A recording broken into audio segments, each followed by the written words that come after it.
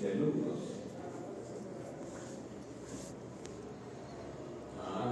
Eso está mal. Bien,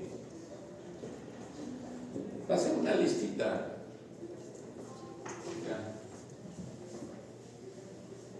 Entonces, el cáncer de los testículos es un cáncer que da más en los varones jóvenes. Van a encontrar que los rangos fluctúan entre 15 y 40, 42 años. Y afortunadamente es un cáncer bastante manejable, excepto en los casos en que el paciente viene ya con metástasis en diferentes órganos. Entonces es bien manejable, la curación puede llegar, si se detecta precozmente, puede llegar al 100% la curación. El cáncer de pene, en cambio, es un cáncer que tiene relación directa con el abandono de los servicios de salud de los gobiernos a sus ciudadanos. O sea, es por la mala información, la mala higiene, el abandono. Entonces ahí se presenta la falta de información, ahí se puede presentar el cáncer de pene. Se presenta exclusivamente en los países que en vías de desarrollo pues se encuentran a la cola. Y por ahí estamos nosotros, ¿no? Por ahí estamos con otros países también de la región, como Bolivia y Brasil, increíblemente. Brasil, que aparentemente tiene un desarrollo en la zona del Atlántico muy buena, pero tiene zonas muy deprimidas y con los servicios de salud que no se dan bastos para llegar a zonas a veces poco accesibles. Bien, entonces vamos a desarrollar lo que es el cáncer de testículo. Algunas generalidades, siempre es bueno saber. Tenemos que el cáncer testicular es el cáncer más común en varones de 20 a 40 años. El 95% de estos cánceres son de células germinativas. Las células germinativas las produce pues el testículo en su producción exocrina, ¿no? Y el resto proviene de células más bien estromales tipo de Leydig o Sertoli. El seminoma constituye aproximadamente el 50% de todos los cánceres del testículo. La incidencia de los tumores de las células germinativas bilateral es raro, se puede presentar en aproximadamente 2.5% de casos. Una masa testicular se considera maligna hasta que se demuestre lo contrario. O sea, siempre tenemos que estar alertas a cualquier tumoración que se presente en el testículo y que no tenga relación pues con algún traumatismo, con algo, ¿no? Aunque increíblemente el 10 al 15% de todos los tumores testiculares el paciente lo relaciona con un antecedente traumático. Pero no tiene nada que ver el trauma, ¿no? Indudablemente. La sospecha de cáncer testicular hace que el urólogo tome la determinación ante la alta sospecha de actuar como si fuera una verdadera urgencia médica. O sea, hay que internarlo a ese paciente en la primera consulta y aclarar el asunto, si se trata efectivamente de un cáncer o no. ¿Ya? Entonces, eso es una de las rarezas que hay, no es el único cáncer que se le considera como una urgencia médica. Bien, entonces decimos que las linfadenopatías retroperitoneales en hombres jóvenes deben considerarse cáncer testicular metastásico, hasta demostrar lo contrario. En cuanto a la epidemiología y los factores de riesgos, tenemos en Estados Unidos, aunque no tenemos, ustedes saben, reportes epidemiológicos confiables en nuestro país, ¿no? Son muy escasos y básicamente centrados a la capital de la República. En Estados Unidos se diagnostica casi 9 casos nuevos por cada 100.000 hombres. De todos los tumores testiculares, el 90-95%, como habíamos dicho antes, son de células germinativas, que pueden ser tipo seminomas o no seminomas. El resto son derivados más bien de las células no germinales, que son las células intersticiales de Leydig, de Sertoli, y también el gonadoblastoma. La incidencia se da más en la raza blanca, le sigue la raza negra y en menor presentación e incidencia en la raza oriental. O sea, ahí estamos nosotros metidos en la raza oriental. Los individuos de clase socioeconómica más elevada tienen casi el doble de incidencia que las clases más bajas. No se sabe por qué, no hay estudios al respecto, no hay evidencia. Es un poco más frecuente en el lado derecho. Esto probablemente en relación a que la criptorquidia es más frecuente en 1 o 2 puntos en el lado derecho. Probablemente eso influye, ¿no? El 7 a 10% de los cánceres se presentan en pacientes con criptorquidia, siendo el seminoma el tipo de tumor más frecuente, más o menos 50%. La mayoría de las veces los tumores no son únicos, exclusivos, son mixtos.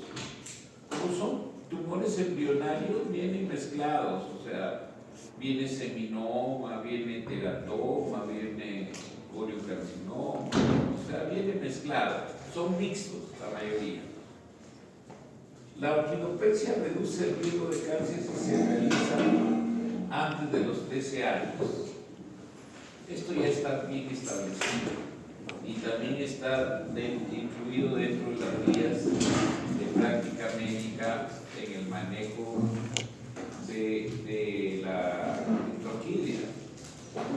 La criptorquidia no debe realizarse el descenso testicular en pacientes mayores de 12 o 13 años. Lo indicado, según las guías, es hacer la orquiectomía, porque la probabilidad es alta de que se vuelva canceroso si nosotros hacemos el descenso de ese testículo.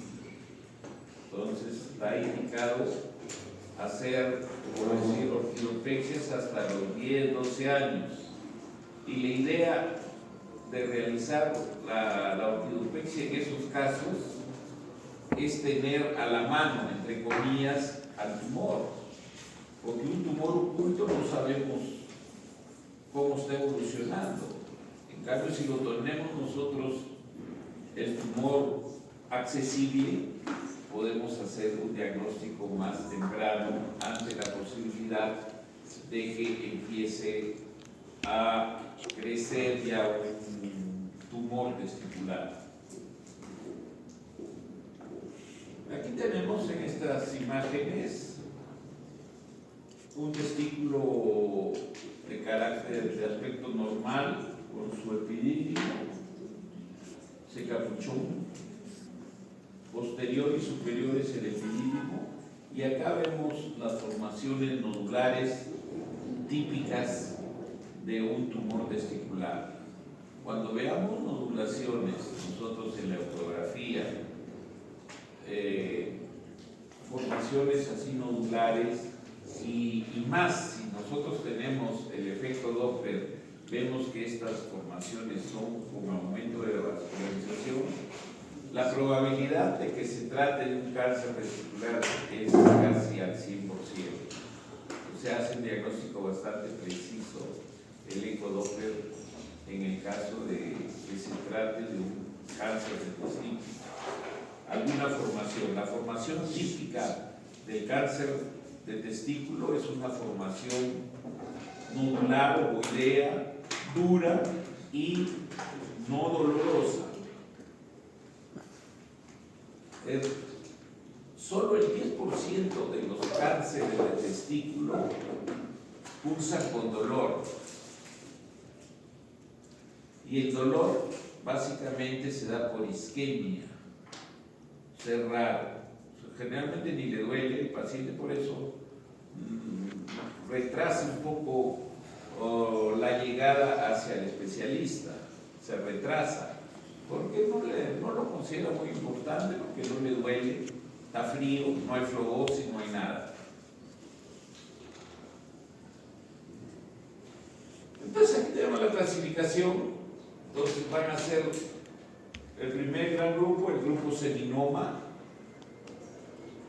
y el segundo grupo, ven, están agrupados toditos los tumores de células germinativas no seminomas o no seminomatosas. ¿Ya? Entonces ahí al revés está la denominación tumores de células germinales no seminomatosos. Esas son las siglas. Incluyen a tumores embrionarios, el teratoma, el coriocarcinoma y los tumores mixtos, lo que le habíamos dicho antes. Los tumores del saco vitelino producen alfa-fetoproteínas. Los tumores del saco vitelino generalmente se presentan en edades muy tempranas, en primer año, 2 años. O sea, lo más próximo al nacimiento. El coriocarcinoma produce gonadotropina coriónica humana. Este coriocarcinoma es el espécimen, el tipo de cáncer testicular más agresivo. ¿Por qué? Porque tiene diseminación hematógena. O sea, puede haber un tumor pequeño aparentemente a nivel del testículo, pero ya puede haber dado siembras metastásicas en los diferentes órganos, básicamente al pulmón. Tenemos entonces, en cuanto a la patología del seminoma, hacía grosso modo 35%, otros dicen que es un poco más. Hay 3 subtipos. El seminoma clásico representa el 85% de todos los seminomas y se presenta entre los 30 y 40 años de edad. Tenemos otro grupo, el carcinoma de células embrionarias, se presenta en un 20%. Existe el tipo adulto y el tipo infantil también. O tumor del saco vitelino, llamado también tumor del seno endodérmico o del seno endodermal, también le dicen. Son tumores con zonas de necrosis y hemorragias extensas. El tumor del saco vitelino es el tumor más común en lactantes y en niños. Y los teratomas, un 5%. El teratoma es menos agresivo, no es tan agresivo. Y se puede encontrar en los tumores mixtos, ¿no? Se ven en niños y adultos, son tumores lobulados y con quistes de diferente tamaño, llenos de material gelatinoso y mucinoso. Tenemos de los coriocarcinomas, que son habíamos dicho que son los más peligrosos, los más agresivos. Felizmente representan menos del 1%. Los coriocarcinomas puros o raros, como les digo, siempre vienen combinados, vienen de todo. Son tumores tumores pequeños y hemorrágicos tienen un comportamiento clínico agresivo con diseminación hematógena temprana. Y el último grupo vendrían a ser los combinados, ¿no? Los tumores celulares combinados, que son la mayoría, 40%, son los mixtos. El 25% de todos los tumores testiculares está constituido por el teratocarcinoma, que es una combinación de teratoma y carcinoma de células embrionarias. Otros tumores combinados incluyen el seminoma como uno de los componentes en el 6% de todos los tumores testiculares. Hay otro grupo raro también, que es el carcinoma in situ. Se presenta en el testículo contralateral. O sea, habíamos dicho que solo el 2.5% de los tumores testiculares son bilaterales. En estos casos, el testículo contralateral, donde hay un tumor evidente en el contralateral, aparentemente no hay nada. Entonces, por la probabilidad baja de que pueda tener tumor, a veces hay que hacer biopsias. Ya se puede presentar entonces en el tumor contralateral de un tumor evidente testicular, se puede presentar el carcinoma in situ. El diagnóstico es con biopsia y el tratamiento con radiación con ácido. O sea, no se hace la arquitectomía también porque lo dejaríamos en testículos. Entonces solo se usa la radiación con haz externo. Diseminación metastática. El coriocarcinoma da diseminación hematógena temprana. O sea, puede ser un tumor muy pequeño, menor de 1 centímetro de diámetro, pero ya puede dar metástasis. El resto de los tumores de células germinativas dan diseminación básicamente lineal. Esa es la diferencia. Por eso es más peligroso el carcinoma.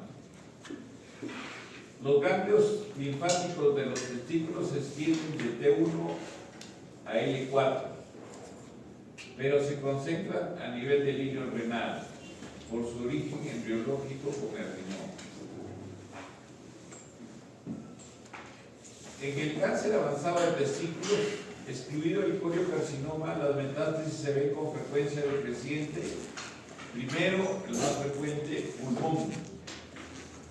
Segundo, hígado. Encéfalo, con huesos, el riñón, glándulas suprarrenales, intestino y vaso. El coriocarcinoma no es la excepción y da diseminación hematógena temprana, sobre todo al pulmón, y compromete también al vaso. El vaso se compromete comprometido generalmente. Aquí tenemos la estadificación clínica. Seguimos pues la clasificación de tumor, nódulo, metástasis del American Joint, el Comité Americano, de la reunión que se realizó en 2010. Entonces, la T representa pues el tumor primario. T1 hablamos cuando el tumor en el testículo está en el testículo, ubicado en el testículo y epidimo sin evidencia vascular. Ese es T1. T2 invade más allá de la túnica albuginea, o sea, sale ya del mismo parénquima testicular, coge la vaginal, o sea, la otra capa que está más allá de la albuginea, que la albuginea es muy dura. La albuginea tiene un grosor de 1 milímetro y es totalmente dura. cambio, la vaginal es más delgada y está continua, está pegada a la víscera, ¿no? Al testículo. Entonces puede ser comprometida y representa lo que es el CO2. O también en los casos que demostremos que se trata de un coriocarcinoma, o sea que tiene diseminación vascular, sanguínea. Y T3, cuando ya toma todo el cordón espermático, las estructuras, los componentes del cordón espermático, tanto los vasos, linfáticos, nervios, deferentes, etc. Entonces ese es lo referente a lo que representa la T de tumor primario. La N de ganglios linfáticos regionales tenemos N1 cuando los ganglios son menores de 2 centímetros de diámetro mayor. N2 cuando los ganglios van de 2 centímetros y son menores de 5 centímetros. Y N3 cuando los ganglios ya son mayores de 5 centímetros de diámetro mayor, ¿no? La metástasis en esta estratificación clínica vendría a ser la M, que tiene dos subtipos, la M1A, la metástasis distante presente a ganglios linfáticos no regionales o pulmonares. Y la metástasis 1B, metástasis visceral que no va al pulmón, o sea, otra visceral.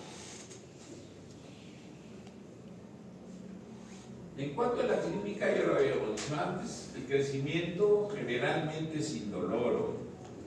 El 10% tiene dolor testicular agudo causado por hemorragia intratesticular o infarto. ¿Ya? O sea, puede haber dolor en el cáncer de testículo, en 10%. La masa tumoral suele ser firme, dura y sin dolor a la palpación. El epidídimo generalmente está libre. Un hidrocele puede acompañar al tumor testicular y puede ocultarlo. O sea, este es le llamamos un hidrocele secundario, ¿no? Reaccional a la formación tumoral. La ginecomastia se presenta en 5% de los tumores de células germinales, que son los más frecuentes, habíamos dicho 95%. Solo el 5% va a tener ginecomastia, o sea, con su crecimiento y a veces dolor o secreción de la glándula mamaria en el hombro.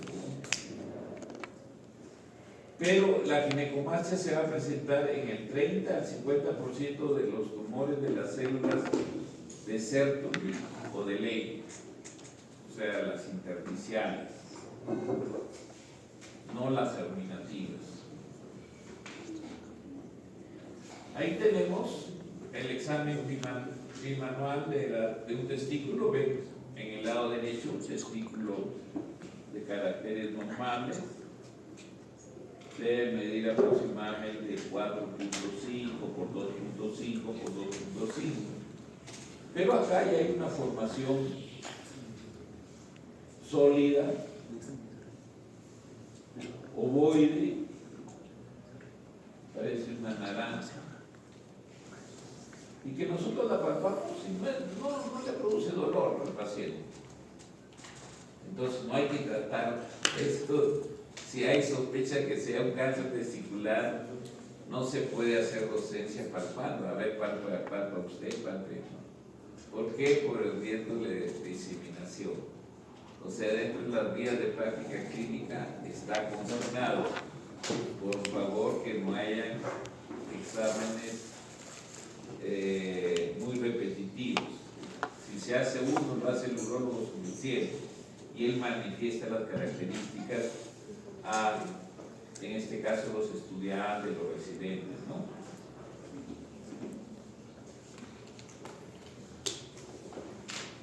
¿Cuáles son los marcadores tumorales que hay que pedir? Aparte de los marcadores tumorales, también es importante pedir el hematocrito, pruebas de función hepática y una depuración de creatinina para ver la función renal. Los marcadores tumorales mencionados, obligatorios, ante la sospecha de un cáncer de testículo vendrían a ser la alfa-fetoproteína, la gonadotropina coriónica humana, la fracción beta y la deshidrogenasa láctica. Las alfa-fetoproteínas son glucoproteínas, nunca está presente en seminomas. Su solo presencia nos aleja de la posibilidad de que sea un seminoma. Puede ser un coriocarcinoma, lo más probable, un teratocarcinoma. La gonadotropina coriónica humana es igualmente una glucoproteína, tiene dos subunidades, la alfa y la beta. En el hombre normal no tiene concentraciones significativas de la fracción beta, no debe tener la gonadotropina coriónica humana, aunque suelen estar más altas cuando los tumores son de células germinales no seminomatosas. Las concentraciones de gonadotropina coriónica humana pueden estar elevadas hasta el 7% de los seminomas. O sea, puede algunos escasos seminomas liberar esta hormona embrionaria, ¿no? La deshidrogenasa láctica es una enzima celular. Su elevación en suelo se relaciona a la presencia de tumor de célula germinal no seminomatosa. O sea, no seminoma. Cuando aparecen estas alfa-feto o la gonadotropina, nos alejamos de la posibilidad de que sea un seminoma puro. El seminoma puro es curable al 100%. Entonces, si ya hay estos marcadores tumorales, entonces probablemente son tumores mixtos que tienen mayor agresividad. Y también puede estar elevada en el seminoma. Imágenes. La ecografía Doppler, como habíamos dicho al inicio, es muy importante y nos puede dar un diagnóstico muy próximo a lo real que está sucediendo. Luego de la orquiectomía inguinal, ya con diagnóstico definitivo, debe realizarse la estadificación clínica. O sea, habíamos dicho que estos tumores son como una emergencia, ¿no? Una urgencia. Yo lo hospitalizo, lo opero, le hago la orquiectomía radical, previamente le pedí los dosajes hormonales y estamos en la espera de la estirpe por anatomía patológica. Pero también nosotros en ese momento de la espera del resultado de anatomía patológica estamos estadificando al paciente, o sea, le estamos haciendo su TAC, su radiografía de tórax. ¿Ya? Entonces se hace una radiografía de tórax, una TAC tóraco-abdominopélvica para buscar metástasis, ganglios y metástasis a órganos sólidos. Habíamos dicho que puede tomarse principalmente el pulmón, también se puede tomar el vaso, los riñones, el cerebro también. El cáncer testicular tiene un patrón de diseminación muy predecible. En el lado derecho tiende a hacer metástasis en los ganglios linfáticos interaórticos. Interaortocavos, entre la aorta y la cava. Ahí está el ganglio. En el lado derecho. Y seguido de los ganglios paracavos y paraórticos. Y en el lado izquierdo, rara vez atraviesa los dos linfáticos paracavos. O sea, no va hasta la cava del lado izquierdo. diagnóstico diferencial del tumor testicular tenemos las epididimorquitis o las orquipididimitis, el hidrocele, puede equivocarse, ¿no? El espermatocele, que son los quistes de epididimos cefálicos generalmente, el hematocele, pero en el hematocele hay el antecedente traumático, ¿no? Aumento de volumen postraumático. La otitis granulomatosa, la tuberculosis, pero más compromete, más que al testículo, parénquima testicular, esta compromete al epididimo. El quiste epidermoide localizado bajo la túnica albuginea. Acá tenemos imágenes en Doppler, en ecografía testicular y en Doppler, en que se ve bien la típica formación nodular, irregular. Entonces, esta es una imagen muy sugestiva de un cáncer testicular. Así se presenta generalmente, nódulo. Y en la palpación también notamos la nodulación. Acá igualmente una masa ecoica heterogénea, no es uniforme la ecogenicidad, muy sugestiva de un cáncer testicular. Acá tenemos una lesión focal hipoecoica y un aumento en la vascularidad del Doppler. Entonces, si hay muchos vasos, hay vascularidad, entonces con toda seguridad se trata de un cáncer testicular.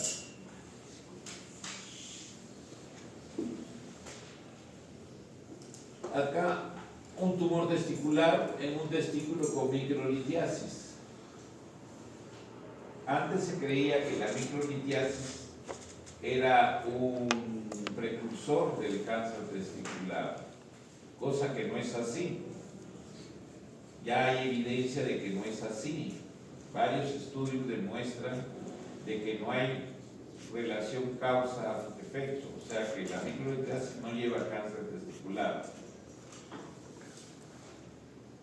Pero la mayoría de veces nosotros encontramos, cuando hay cáncer testicular, encontramos microlitiasis. Pero ahora incluso las guías de práctica clínica no obligan, entre comillas, al urólogo o al médico cuando solo se detecta microlitiasis testicular, no está obligado a decirle que tiene probabilidad de tener cáncer de testículo. Lo único que le debe decir de que debería hacerse controles periódicos que pueden variar entre 3 y 5 años de ecografías o ecodoppler. Antes le decíamos, no, usted tiene probabilidad de tener cáncer y se asustaban los pacientes. Acá tenemos un carcinoma embrionario que muestra lesión hipoecoica con aumento de vascularidad. Miren, esa formación nodular es típica. Es típica, irregular, la ecogenicidad no es homogénea. Y cuando el efecto Doppler ve que hay bastantes vasos. Entonces, eso es un cáncer testicular hasta no demostrar lo contrario. Acá tenemos un ataque o un nódulo metastático del pulmón. Una imagen bastante parecida, vimos con un grupo de práctica, pero no era por cáncer testicular, era por otro tipo de cáncer, no sé. No recuerdo bien el caso, pero me ha hecho recordar esta imagen. Acá tenemos un ataque que muestra imágenes ganglionares en el mediastínico, en el mediastino, miren semejantes ganglios. Semejantes ganglios. Tratamiento. La orquiectomía inguinal radical. ¿Qué es la orquiectomía radical? Inguinal radical, abordaje inguinal, se va de frente a la ligadura del pedículo vascular y después se manipula y se despega, entre comillas, todo el testículo, o sea, hay que liberarlo. No es conveniente nunca dejar drenajes a través del escroto. ¿Por qué? Porque hay siembras, se ha visto que en los tumores testiculares puede haber siembra escrotal. Si yo dejo un dren que atraviese el escroto, aumento la probabilidad de que haya dicha siembra. ¿Ya? Por eso no hay que dejar nunca drenajes a que atraviesen el escroto. Si se deja drenaje, se deja un drenaje por la vía de abordaje inguinal o un drenaje inguinal en todo caso. ¿Ya? Evitar procedimientos escrotales y biopsias testiculares. Ustedes han visto de que no se hace diagnóstico por biopsia. Si yo lo tengo a la mano al testículo, lo más lógico, lo más práctico es para meterle una aguja y tomar muestras. Pero eso está contraindicado.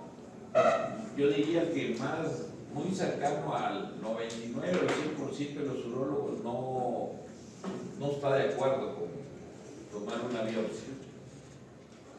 ¿Ya? La biopsia testicular altera el drenaje linfático natural del retroperitoneo y la posible siembra en el escroto. Entonces no hay que hacer biopsia. ¿Ya? Hay que hacer de frente orquiectomía, por eso está la orquiectomía en primer lugar. El tratamiento adicional depende de las características del tumor, además de la etapa clínica, o sea, de la estadificación. Hay que estadificar, hay que hacerle su TAC, hay que hacerle su radiografía de tórax, de repente una resonancia del contenido encefálico, etc. ¿Ya? O sea, hay que ver en qué estadio clínico se encuentra. El seminoma afortunadamente es muy radiosensible. El 95% de los seminomas en etapa 1, o sea que está localizado solo en el testículo, se curan con orquiectomía radical e irradiación retroperitoneal. O sea, porque son muy sensibles a la radiación, son muy sensibles.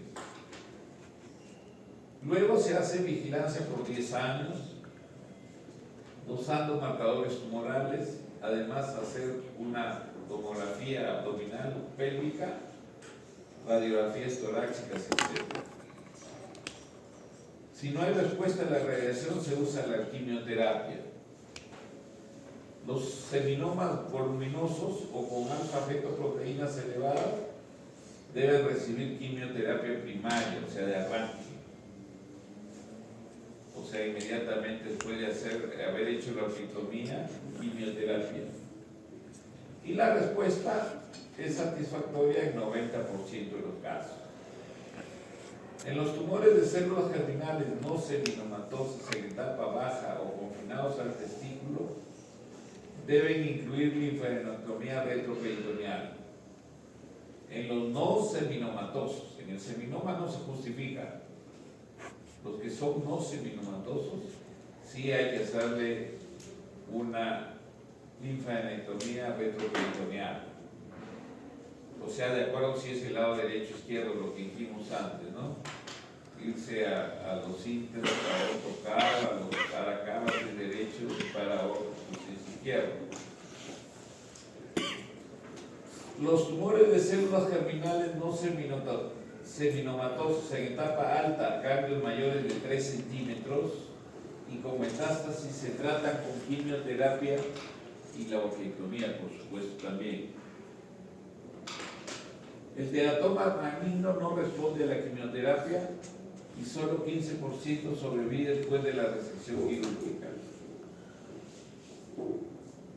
O sea, tiene muy mal pronóstico. La mortalidad, la poca mortalidad que da el cáncer de testículo está dado justamente por el teratoma maligno que está combinado con el coriocarcinoma.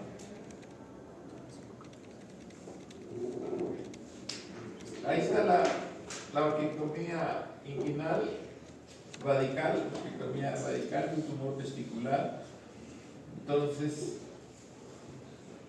primero se va al pedículo, se liga el pedículo y después se secciona. Aquí se ha despegado antes. Bueno, pero lo primero que se hace es clapar el pedículo.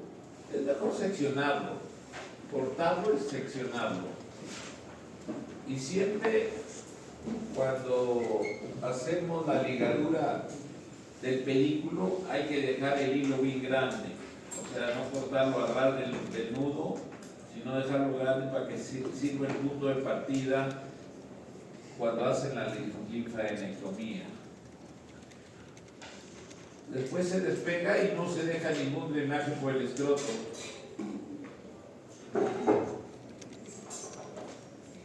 Acá tenemos en la parte superior un ataque con un tumor retroperitoneal voluminoso después de la orquiectomía radical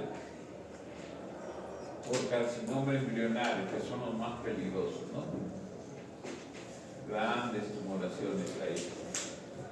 En la parte de la imagen inferior hay una tumoración quística residual después de la quimioterapia. Se formó como un quiste y se vio de que era un teratoma, pero parecía una formación quística, como una acumulación de algún líquido, pero era el mismo teratoma. Entonces, el pronóstico, los seminomas tratados con orquiectomía radical y quimioterapia tienen supervivencia a 5 años libres de cáncer en el 98%. O sea, casi todos se curan, ¿no? Para los localizados en el testículo y 94% para los que tienen ganglios linfáticos retroperitoneales menores de 2 centímetros.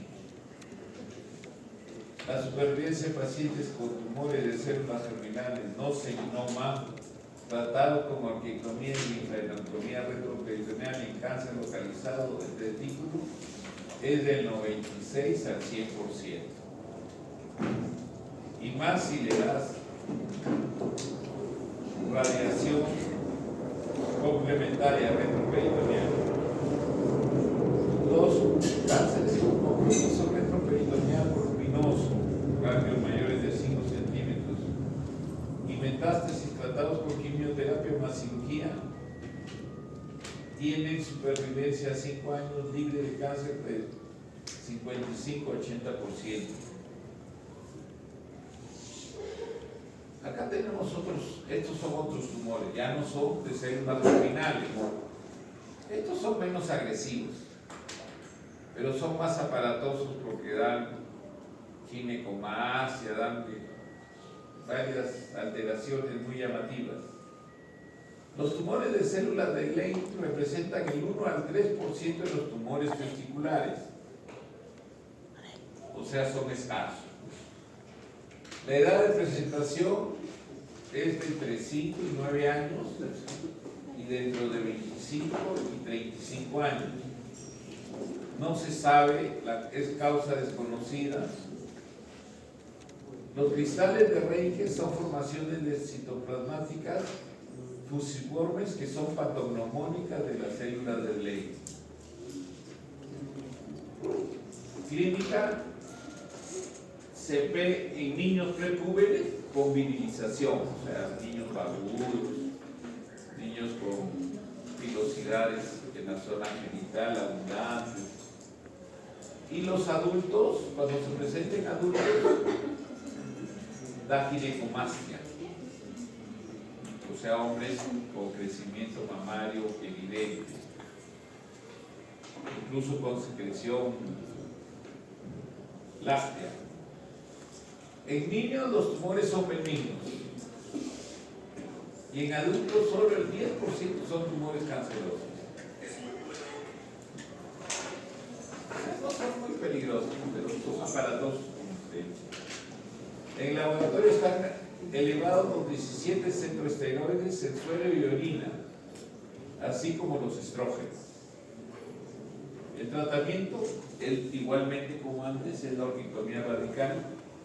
En caso de que se encuentre una lesión maligna, debe realizarse el limpiamiento ganglionar, o sea, la linfadenectomía retroperitoneal.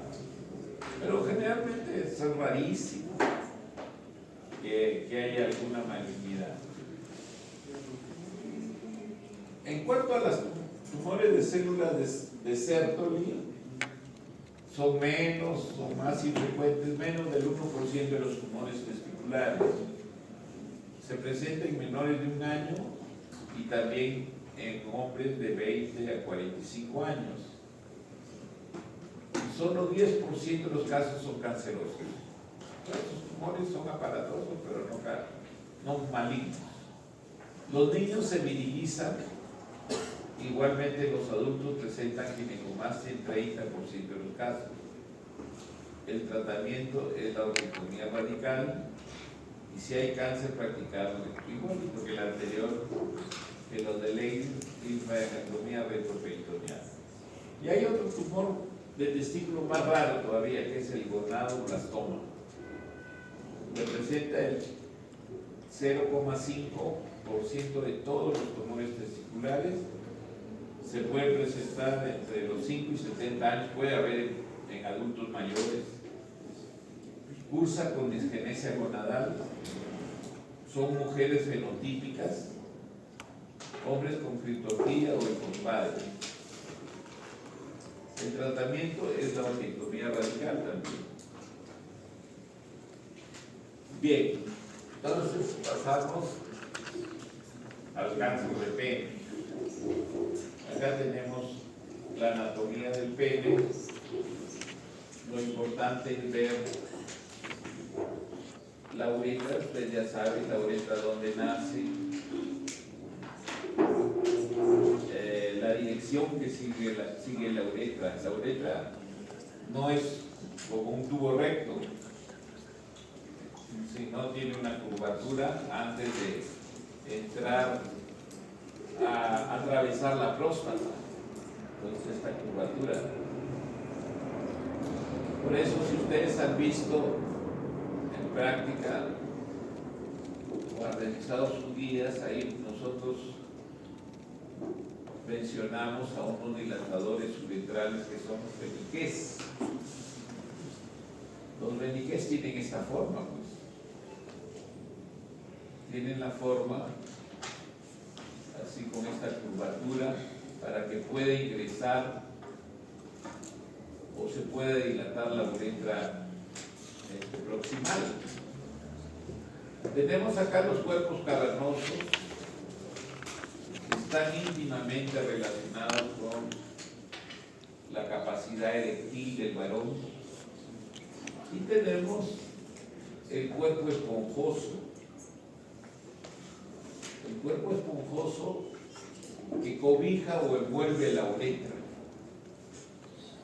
El cuerpo esponjoso, en su parte más distal, hay una dilatación y va a constituir lo que se llama el glande. El glande o la cabeza del pene, ¿no? Las estructuras son importantes conocerlas porque están relacionadas, pues, con los crecimientos tumorales que pueden comprometer alguna parte de esas estructuras. Bien, entonces representa menos, el cáncer de pene representa el menos del 1% de los cánceres de los hombres. Es bien raro. Edad entre 50 y 60 años, es un cáncer de personas mayores. Nosotros, además, el que hemos visto de edad más temprana ha sido más o menos 35 años. a un paciente que tenía formación universitaria, tenía título universitario, pero se había descuidado y le había crecido una tumoración en varios años y tuvimos que hacerle una peritectomía parcial. Relacionado con la mala higiene, definitivamente. O sea, solo se va a presentar. Ustedes saben que la higiene del pene debe ser diaria y debe ser prolija, porque cuando no es así, entonces vienen las inflamaciones del prepucio y la inflamación crónica, de repente ahí por el plus de un virus que se puede meter, el papilomavirus, entonces aparece el cáncer de pene. No se presenten circuncidados. Esto es importante porque hay una raza, la raza judía, que por cuestiones religiosas, rituales, ellos les hacen en los primeros días de nacimiento a los varoncitos la circuncisión. Entonces en esa raza no existe, no hay incidencia de cáncer de pene. Eso muestra que hay una íntima relación entre el cáncer de pene y los procesos inflamatorios y la fimosis sobre todo, ¿no? A nivel del pene. Lesiones precancerosas se dan como la leucoplaquia, que es una placa blanca en el meato, o sea, se pone como si fuera un plástico blanco a nivel del meato y estrecha el meato. O sea, más va el paciente por la dificultad para evacuar la orina que por otra cosa. No produce sintomatología, sino esa dificultad evacuatoria. Tenemos la bananitis erótica obliterante, bien parecida, o sea, un acartonamiento y un cambio de coloración con brillo blanquecino, violáceo del glande y de la zona perimeatal. Los condilomas acuminados gigantes causados por infección con el virus del papiloma humano. O sea, cuando las verrugas crecen muy rápido y son muy exuberantes, hay que tener cuidado porque puede tratarse de un espécimen viral relacionado con el cáncer de pene. El carcinoma epidermoide representa la mayoría de los cánceres penianos, o sea, es cáncer de piel. Se origina en el glande generalmente, empieza en el glande, en la piel del glande. Se disemina a ganglios inguinales superficiales y profundos. La metástasis a distancia se da en menos del 10% de los casos y puede afectar al pulmón, hígado, hueso o encéfalo. Raramente es eso, ¿eh? Generalmente es infiltrativo. Es un cáncer infiltrante, como todos los cánceres de piel, infiltra. Ahí tenemos una esquemita, una fimosis. Entonces, la terminología de fimosis es una terminología bien simple. Fimosis es cuando tú, con maniobras manuales, no puedes exponer el glande. O sea, no hay que prefimosis, que fimosis congénita, nada. Si tú a un niñito no puedes, con maniobras manuales, exponer glande, sacarle glande, entonces es fimosis, hay que operarlo. ¿Ya? Entonces aquí tenemos lo que vendría a ser la fimosis y aquí está el virus, pues. Ahí tenemos un cáncer de pene. El cáncer de pene se caracteriza por una necrosis de los tejidos y una sobreinfección polimicrobiana. Generalmente se meten los anaerobios. y el olor es muy sui generis. O sea, es un olor que a necrosis, a muerto, a gato muerto, por decir perro muerto, que uno lo siente a distancias que pueden ser de 10 metros. El paciente está entrando, ya sientes un olor putrefacto, entonces ese puede ser un cáncer de pene. Miren la forma irregular de los bordes, y son formaciones duras, son como formaciones callosas. Y también las lesiones vegetantes, exofíticas, ¿no? Hay un cáncer de pene con alteraciones ya premalignas, lo que le decíamos antes, ¿no? De cambio de coloración, cambio de textura, pérdida de elasticidad, pérdida de la coloración. Entonces, este es un cáncer de pene. Lesión inicial, fimosis más condiloma verrucoso acuminado en glande.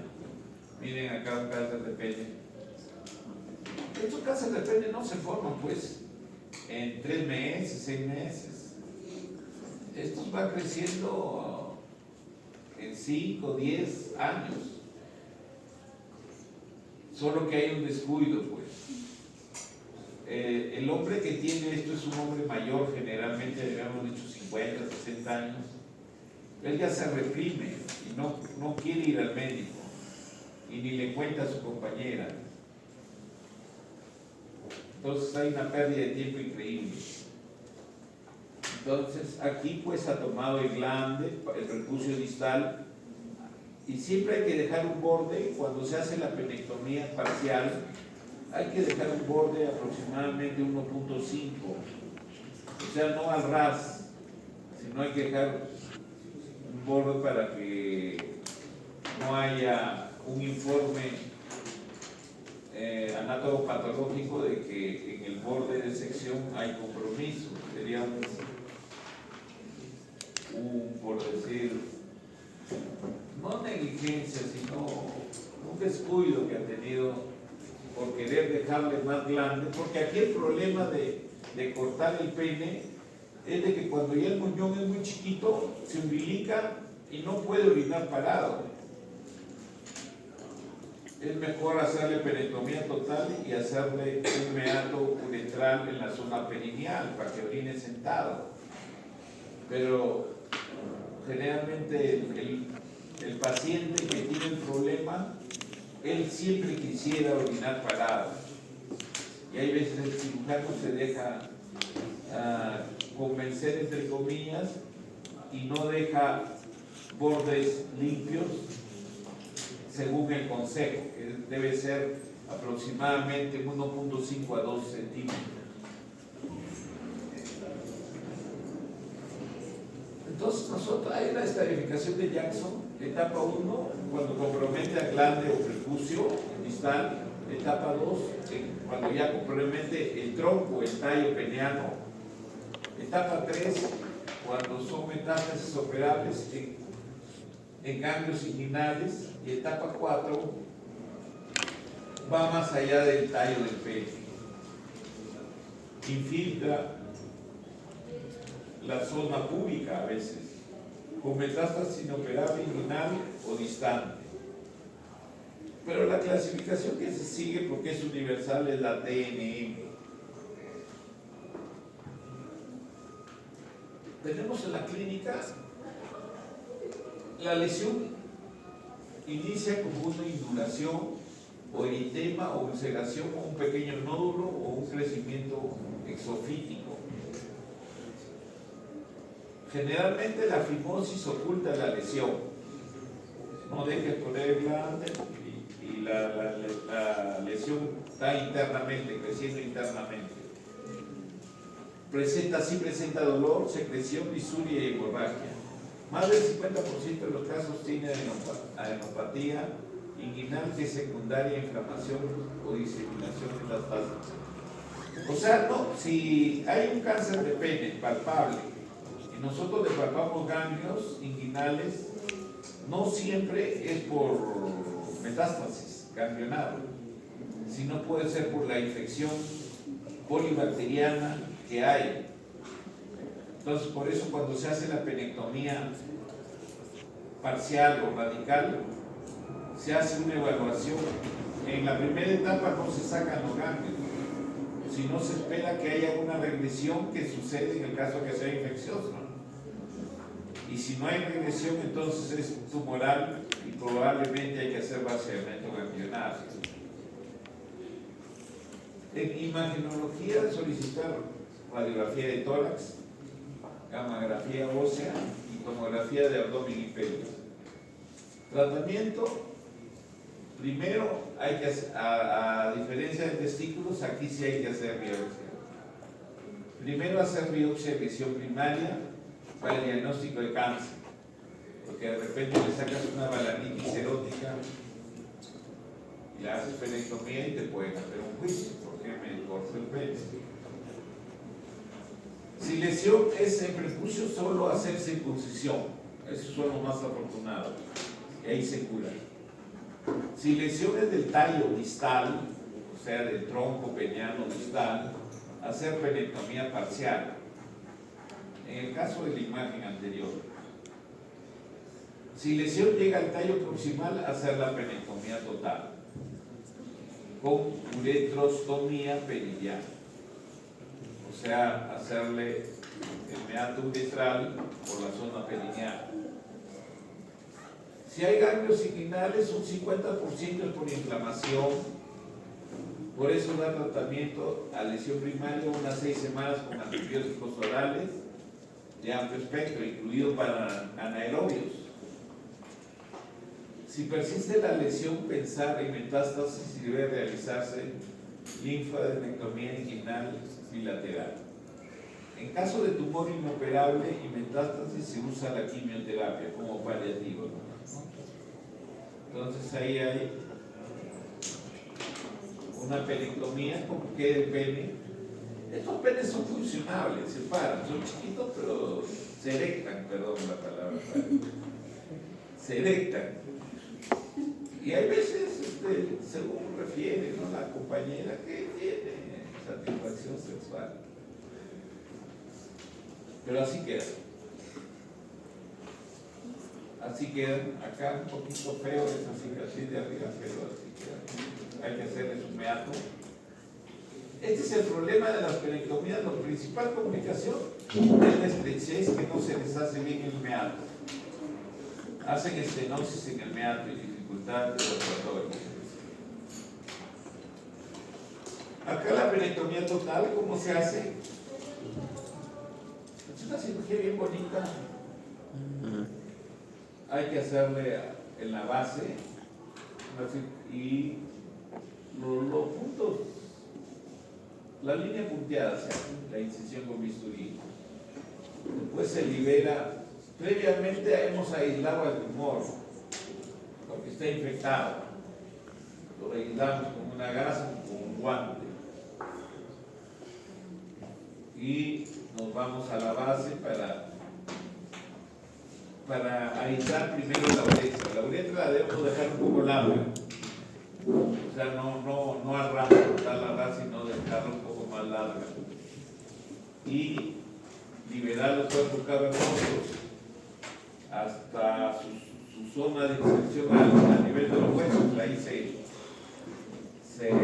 liga y se saca el pene, ¿no? Se extrae y ya nos quedamos con la uretra. Y luego le hacemos un pasaje a la zona perineal, la jalamos y hacemos el meato uretral. Es mejor dejarle los testículos, porque hay veces uno ya por una determinación extrema quiere dejar plano esta zona y se lleva testículos, y eso ya no va a funcionar el pene. No hay pene, no hay hombre. Entonces, ¿para qué están los testículos? Pero no, hay que dejarle los testículos. Algunas veces hemos limpiado todo, pero nos hemos quedado con un arrepentimiento. Es dejarle sus testículos ahí.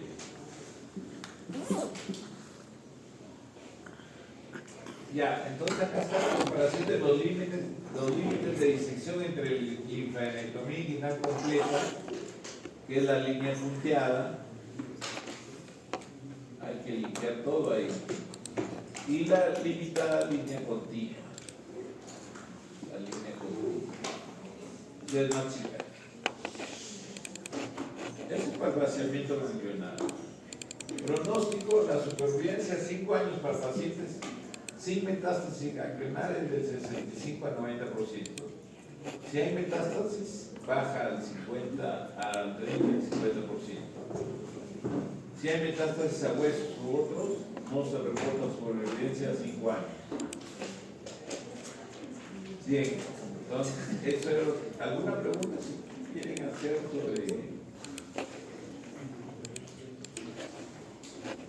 sobre cáncer de testículo y pene? Vamos a pasar a cáncer de próstata.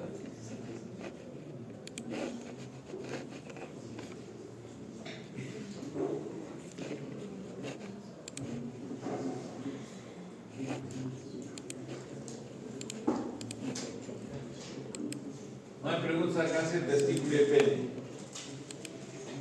Bien, vamos a hablar sobre el cáncer de próstata, que es el más frecuente y el que más mata increíblemente de los tumores urológicos.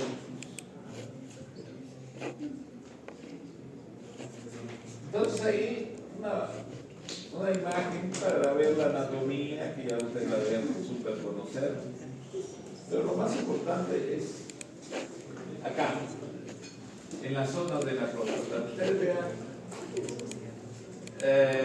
la zona periférica, que es ahí donde el asiento del 70% de los cánceres de próstata. Afortunadamente la tenemos nosotros para la prevención adecuada, la tenemos al alcance del dedo y el examinador. El examen digital rectal o tacto rectal toca esta zona, que es el asiento del aproximadamente el 70% de los cánceres de próstata. ¿Ya? En cambio, la zona de transición es del adenoma. Ahí crece el adenoma. Acá lo mismo, corte sagital, transversal, para ver la zona periférica, que es la zona que nos interesa para el cáncer de próstata. ¿Ya? O sea, cuando se hace RTU, solo se saca la parte de la zona de transición y la zona parauretral. Solo se saca esto. Queda todo el resto de la próstata. Por eso cuando informan a veces, los ecografistas informan restos prostáticos. No es que restos, si no se ha sacado la zona de periférica, se ha dejado en la RT1. Y hacen sentir mal al urólogo. El paciente dice, acá me ha dejado todas sus hormonas. Y no, la técnica dice que se saca solo la zona de transición. Bien, el cáncer de próstata es el cáncer no cutáneo más común en los varones. Entonces, por lo tanto, ¿cuál es el cáncer más común en los varones? El cáncer de piel. Ya el segundo es el cáncer de próstata. La detección del cáncer prostático con antecedentes detallados, tacto rectal y pruebas de PSA en suero ha cambiado la historia natural de la enfermedad, desde la introducción de su detección a mediados de la década del 80. A mediados de la década del 80 se descubre el PSA total, el PSA, y se empieza a usar sistemáticamente. A partir de la segunda parte de la década del 80, del 85, se pedía sistemáticamente PSA. Y se sabía que los rangos normales del PSA eran hasta 4 nanogramos por mililitro. Pero ¿qué pasó? Hubo mucho entusiasmo en los urólogos y cuando nos informaban 4.5, ya hay que hacerle biopsia. O sea, desgraciadamente se hizo demasiada biopsia y eso ha sucedido hasta el presente siglo. En el 2005, 2010 hubo gran cantidad de agrupaciones de urólogos incluso que eran, así como hay antivacunas, antibiopsia, se oponían tajantemente que a un paciente se le haga biopsia. Hasta ahora hay, ¿no? Pero la biopsia se debe complementar con el examen digital rectal. El PSA, perdón. El PSA por sí solo no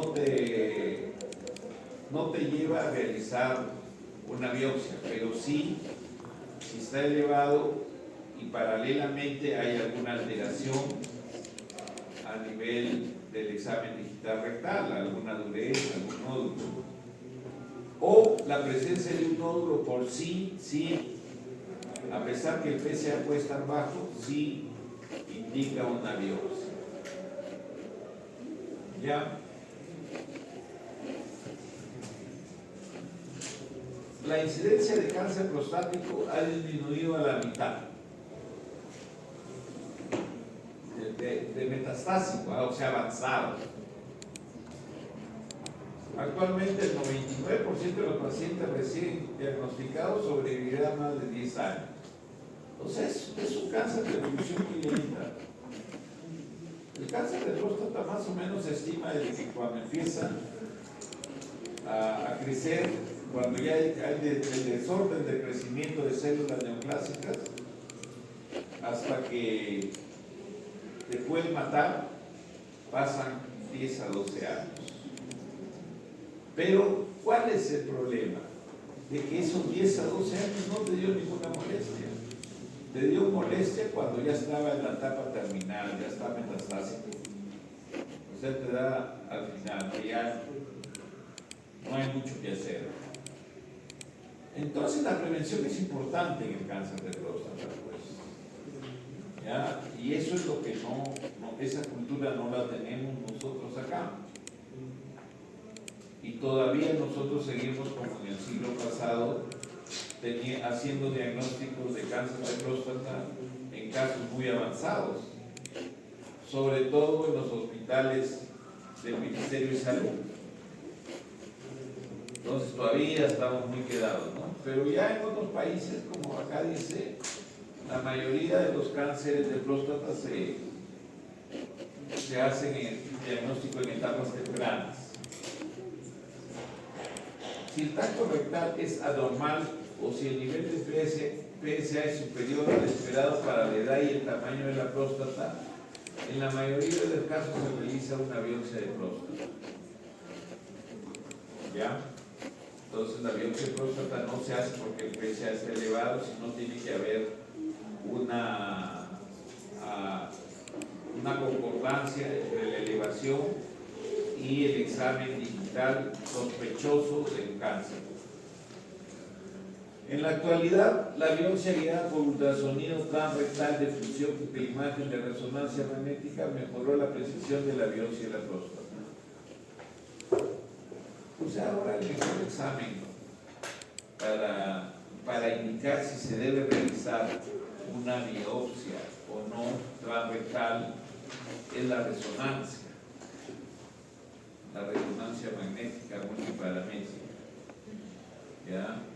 El examen que de alguna manera bloquea realizar biopsias por gusto, por decirlo. ¿Ya? Entonces, incidencia en epidemiología es la primera causa de muerte de cáncer en hombres en nuestro país. En el mundo se estima 1.600.000 de casos y 366.000 muertes al año. En Estados Unidos el 11% de los hombres se les diagnostica de cáncer de próstata a lo largo de su vida. Su incidencia aumenta con la edad. Pues es un cáncer de viejo, no es de joven. La probabilidad que se desarrolle cáncer de próstata en hombres de menos de 40 años de edad es 1 en 10.000. Para hombres de 40 a 59 es de 1 en 103, o sea, ya es más frecuente. Y entre 60 y 79 años es de 1 en 8, o sea, es recontra frecuente en los que mayores de 60 y 70 años. El caso que nos tocó a nosotros diagnosticar y que desgraciadamente no quiso operarse, el más joven fue de 28 años, que tuvo un pulso aceleradísimo, no quiso hacerse, no se quería dejar ni examinar, ni el examen digital rectal se quería dejar hacer. Entonces este hombre murió a los 6 meses con metástasis a todo el organismo casi. ¿Esto qué nos dice? El cáncer de próstata, cuanto más temprano se presente, es más agresivo. Si se presenta más allá de los 65 años, la evolución es benigna, entre comillas, no puede ser evolución, pero evolución en 10-12 años. Pero si se presenta en hombre joven, rápidamente lo mata. La historia familiar positiva aumenta el riesgo. La incidencia es menor en países con dietas bajas en grasas y basadas en vegetales como verduras, brócoli, coliflor, eso acá ni nos gusta. Productos a base de tomates y licopeno. Fitoestrógenos como la soya. La ingesta de grasa animal, o sea, del pollo, no el pollo robusto, que es tan rico. Carnes rojas, o sea, la carne uruguaya, la carne argentina, algunos productos lácteos, los ácidos grasos omega 3 y el aceite de pescado aumentan el riesgo. La obesidad, la vitamina D, la vitamina E, el zinc, el calcio y el ácido fólico, la vitamina B12 y más cigarrillos aumentan el riesgo. Aquí está inmerso la vitamina E, que antes se creía que más bien prevenía el cáncer de próstata. Pero ya la evidencia ha demostrado lo contrario y por eso lo incluimos acá. El café parece disminuir el riesgo de presentar cáncer de próstata letal, o sea, muy agresivo. Pero no tiene nada que ver con el cáncer muy corriente. Según el informe de la Agencia Internacional de Investigación sobre el Cáncer, GloboCan 2020-18, la neoplasia que más afecta a los peruanos es la de próstata. Acá tenemos el número 1 y también lo refiere INEGI, el 2022. O sea que es el cáncer más frecuente acá. No se reportan tanto los de piel, ¿no? No sé por qué no debería estar acá el número 1, el cáncer de piel. Pero no, en todas las estadísticas está el de próstata, adelante en el Perú. En los americanos no. Segundo está en general el de mama, el de estómago, colon y el cuello uterino. El cuello uterino está bajando, antes era el principal. En el Perú se presenta aproximadamente 7.500 casos por año y 3 de 10 hombres mueren por la enfermedad.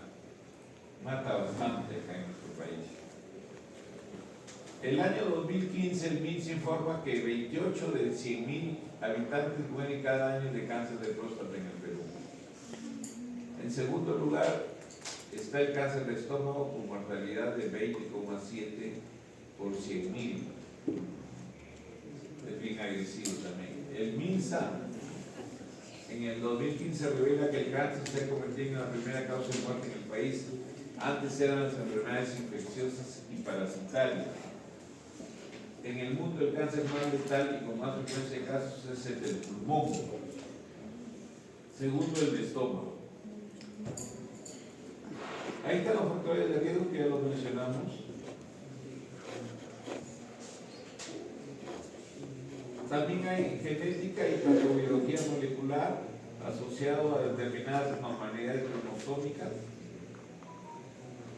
Esto antes no se creía, según la inflamación, acá dice puede estar asociada al cáncer de próstata, porque recién se le está estudiando en los últimos lustros.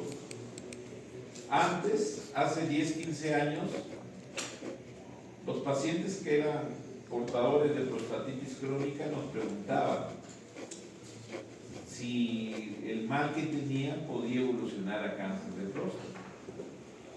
Y nosotros, como le digo, hace 10, 15 años, le decíamos no, nunca. Y ahora le decimos sí, porque ya hay evidencia, ya hay estudios. ¿Y cuál es la principal causa de prostatitis? Una de las causas que antes no se consideraba es la relación sexual contra natura sin protección. O sea, no cometan esa barbaridad. ¿Ya? Hay genes que se relacionan como heredados para el cáncer de próstata, el RNA-cell y el MSR1. Las lesiones proliferativas inflamatorias activadas y células epiteliales proliferantes son probables precursoras de neoplasia epitelial prostática, el NIP, y carcinoma prostático. Los hombres con antecedentes familiares de cáncer, esto es importante también, con antecedentes familiares de cáncer de mama, o sea que su mamá haya tenido cáncer de mama, o su hermana mayor, o su tía, o su abuelita haya tenido cáncer de mama, o también de ovario, tiene mayor riesgo de presentar cáncer de mama y de próstata ese varón. ¿Ya? Y ellos deben, normalmente se aconseja la prevención para cáncer de próstata a partir de los 50 años en el varón, que no tiene antecedentes, pero si tiene uno de estos antecedentes, debe empezar a los 40 los estudios para prevención de cáncer de próstata. Más del 95% de los cánceres de próstata son adenocarcinomas. El restante 5% son casi en su totalidad carcinomas de células transicionales y raramente se presentan sarcomas o carcinomas neuroendocrinos, o más raramente también que sean metastásicos de otro lado, hacia la próstata. Son bien raros. Las alteraciones citológicas del adenocarcinoma de próstata son núcleos hipercromáticos grandes, agrandados, con nucleolos prominentes. El citoplasma es ligeramente basófilo.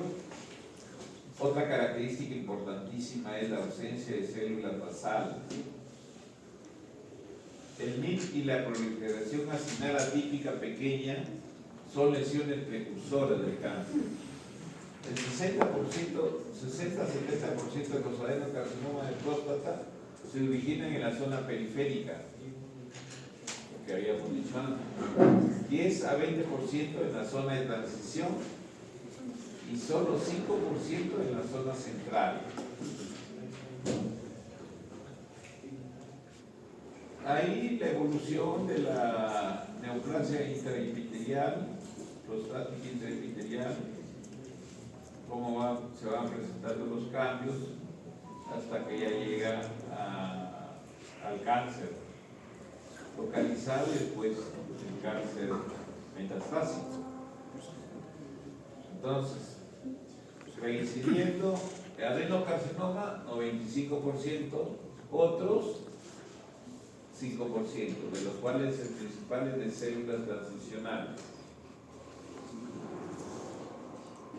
Acá tenemos una preparación de próstata que nos va a ver vamos a ver unas estructuras como el velo montano. Y acá, en la zona periférica, es donde crece el cáncer de próstata. O sea, imágenes hipoecoicas en la zona periférica son muy sugestivas de cáncer de próstata. ¿Ya? En esta zona. Esta zona es la zona de transición, que es de crecimiento prostático benigno.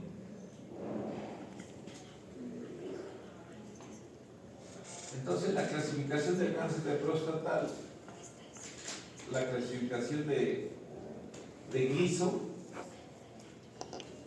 que es un sistema que se apoya en el aspecto de la arquitectura glandular con microscopio como aumento. O sea, aquí no se ve la célula, las características de la célula, sino se ve la estructura de la célula. Se usa 10 aumentos nomás. O sea, y ahí esa es la clasificación de Gleason. Informe.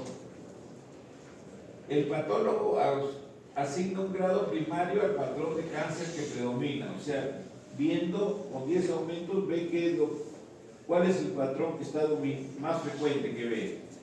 Ese es un número de Gleason. Y ve el que le sigue, el patrón que le sigue. Ese es el número 2. Y de ahí se hacen ya estudios celulares. Y un grado secundario, el segundo patrón más común observado en el tejido. Los grados varían de 1 a 5. Y las puntuaciones de Gleason o sumas son de 2 a 10. Son dos números, el patrón más frecuente y el que le sigue en frecuencia. Entonces se les asigna una puntuación. Los tumores bien diferenciados tienen la suma de Gleason de 2 a 4.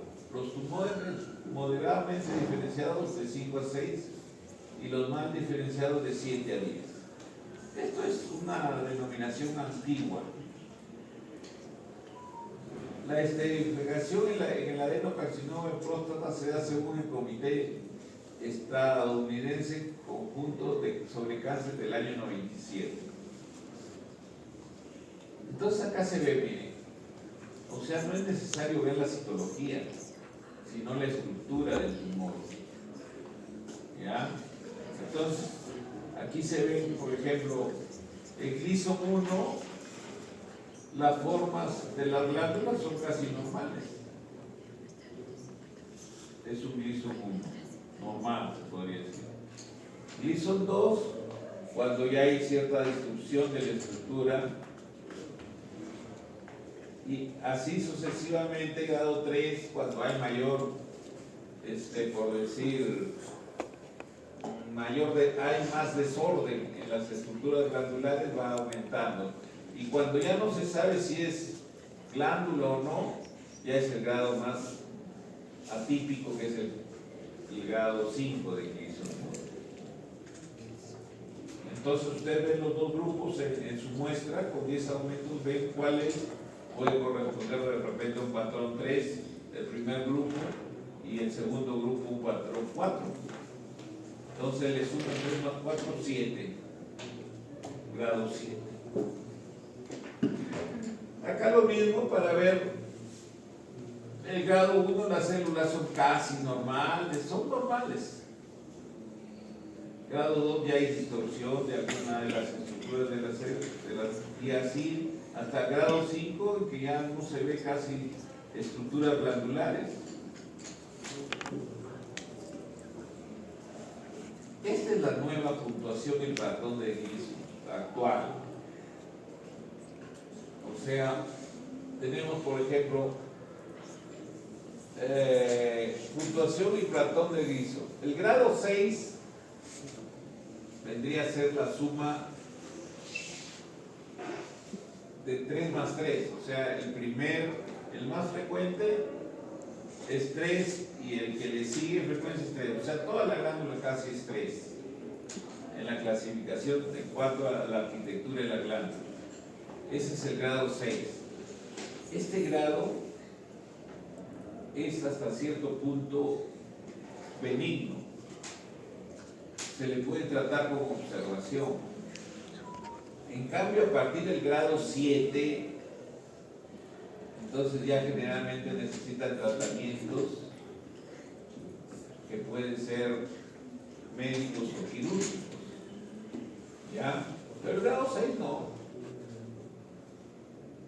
Entonces, el grado 7, la puntuación, o sea, el patólogo vio que lo más común en la muestra era alteración de la estructura grado 3. Y la que le seguía en porcentaje era de grado 4, o sea, era más atípico. Ese es 3 más 4, que es diferente a 4 más 3. 4 más 3 es que la arquitectura del primer grupo es más atípica y la arquitectura del segundo grupo es menos atípica. Entonces, ¿cuál es más agresiva de las dos? ¿Un grado 3 más 4 o un 4 más 3? 4 más 3. ¿Cuál es más agresiva? ¿Cuál tiene peor pronóstico? 4 más 3. 4 más 3, ¿no? A pesar que son del mismo grado, ¿no? Pero es diferente. Entonces ya saben cómo interpretar eso. El grado 8 puede ser 4 más 4, o sea que todas las muestras son igualitas, bastante atípicas. O 3, el patrón, por decir, más benigno es el más frecuente, pero tiene un grado 5. El segundo grado es bien atípico, es el 5, da el grado 8. El grado 9 o 10, pues la tipicidad es terrible en los dos grupos, ¿no? En el primer y en el segundo grupo puede ser 4 más 5, 5 más 4 o 5 más 5. ¿Cuál es el peor pronóstico? El 5 más 5, pues todo es células, estructuras totalmente amorfas, que no hay estructura ya de patrón de túbulos prostáticos, de glándulas prostáticas. Ya, esto es aquí, básicamente aquí se trata esto es lo actual, o sea, la explicación de ese cambio que ha habido, ¿no? Históricamente el sistema de puntuación de Gleason incluyó una puntuación primaria, o sea, la más frecuente, y secundaria, la que le seguía en frecuencia, basada en los patrones histológicos más comunes y frecuentes. Los grados van desde 1 para los más diferenciados, o sea, los que más se parecen a las estructuras normales, hasta los 5, que son los menos diferenciados, los más atípicos, los más desordenados. Estas calificaciones se agregan para crear una puntuación de Gleason resultante. Sin embargo, dado a que a ningún paciente se le asignaba una puntuación inferior a 5, el sistema se modificó a una escala de 1 a 5. Entonces ahora hablamos de grados. Ya. El primer grado es una estratificación de Gleason, una clasificación de Gleason de 3 más 3 igual 6 o menos, ¿no? O sea, el primer grado es normal casi, no hay que hacer nada, no hay que operarlo, no hay que meterle quimio, no hay que meterle nada, no hay que darle tratamiento de bloqueo hormonal, nada, nomás hay que hacerle vigilancia. El grado 2 de Gleason, de estratificación de Gleason 3 más 4, es el grado 2. El grado 3 es para el grado de estratificación de 4 más 3, o sea, es más agresivo. Aquí ya depende, nos dice, grado 3.